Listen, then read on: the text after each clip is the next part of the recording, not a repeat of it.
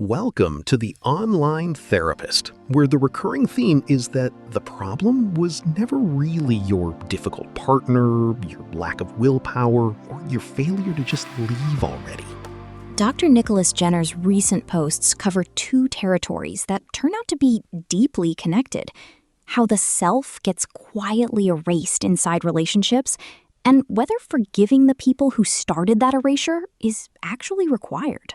Let's start with that loss of self and what it costs. The question here is how a person ends up so adapted to others that they genuinely cannot answer the question of what they want, and what that pattern is actually protecting. The post on the false self puts it plainly. Identity is being exchanged for acceptance. That exchange starts early. The false self is framed not as deception, but as a survival strategy built in childhood, where expressing needs was punished and compliance was rewarded with safety. What works at 7 becomes a life sentence at 37. And the cruel irony is that it feels like love, which is why it is so hard to name. Right.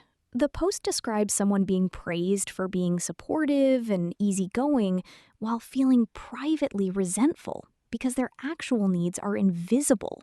The version of them being loved is not who they truly are, so the love itself cannot land. So insight alone does not fix this, which is exactly what the post on understanding yourself addresses. It argues that recovery happens through repetition, not revelation, which is why the audio program described there was built around hearing healthier perspectives often enough to replace old emotional programming. And the IFS piece adds another layer. The part of you that cannot leave a harmful relationship is not weakness. It is a protective part that learned, usually in childhood, that holding everything together was the price of safety.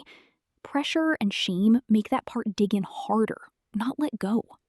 So the self goes into hiding, and then one of its jobs becomes making sure it stays hidden. Which brings us to where a lot of that hiding began, with the parents who made it necessary.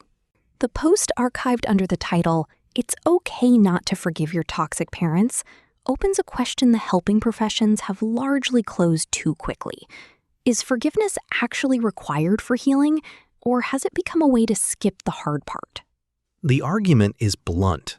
By proclaiming forgiveness, sometimes when not ready, just avoidance tends to happen.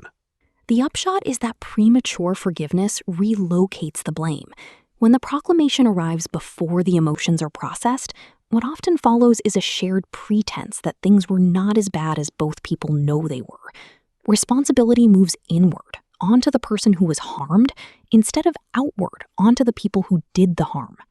For codependents specifically, that inward blame is not a bug in the system. It was the system. Exactly. The post describes codependents who enter therapy having already forgiven their parents, and then spend the session demonstrating the opposite. The anger, sadness, and confusion are still there, held, not resolved.